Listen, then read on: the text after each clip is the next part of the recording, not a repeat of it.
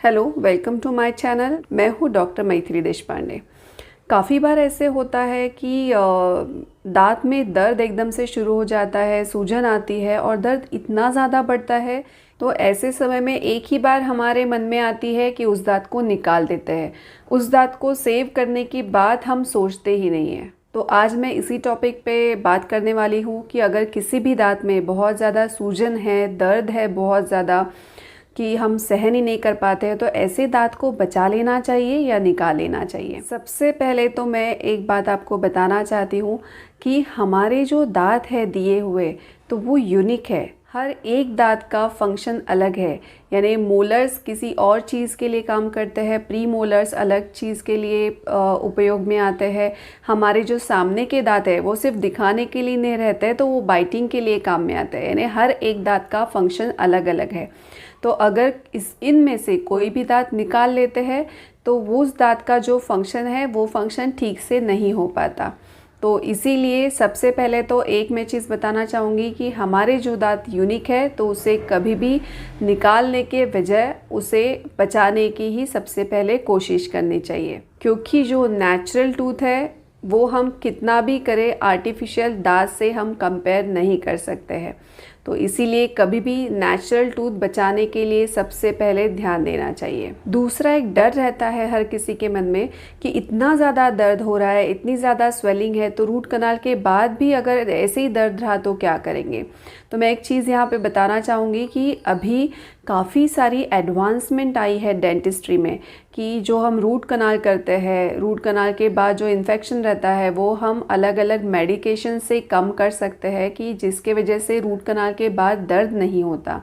Root canal के बाद भी उस दांत में री इन्फेक्शन के चांसेस रहते हैं, लेकिन वो बहुत कम रहते हैं। यानी अगर दांत में बहुत ज़्यादा सड़न लगी है, बहुत टूटा हुआ है ऊपर से दांत, लेकिन हाँ उस दांत की जड़ें अच्छी है, यानी उस दांत के मसूड़े अच्छे हैं, बोन सपोर्ट अच्छा है, तो ऐसे दांत हम अलग अलग एडवांस टेक्निक से हम उस दांत को बचा सकते हैं। तीसरी बात यह है कि अगर आप फाइनेंशियल पॉइंट ऑफ व्यू से देखते होंगे कि दांत निकालना कम खर्चे में है, रूट कनाल ट्रीटमेंट करना यानी बचाना उसके लिए अगर ज़्यादा खर्चा लगता है, तो ये जो आप सोच रहे हैं वो गलत होगा।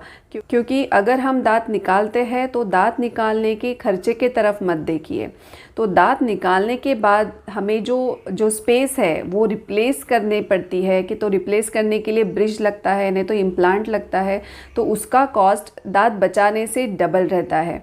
तो इसीलिए मैं आपको सलाह दूंगी कि अगर आप फाइनेंशियली पॉइंट ऑफ व्यू देखते होंगे कि नहीं रूट कनाल का खर्चा ज़्यादा आता है, दांत निकालने का कम आता है, तो प्लीज़ ये गलत है। तो इसीलिए कभी भी आप रूट कनाल से दांत बचाने की ही कोशिश कीजिए। और एक चौथी चीज़ कि जब हम दांत निकालते हैं तो वहाँ का बोन सपोर्ट भी कम हो जाता है। बोन सपोर्ट कम होने के बाद जो आगे और पीछे का दांत है वो स्पेस क्लोज करने के लिए देखते हैं, यानी वो भी धीरे धीरे ढीले हो जाते हैं।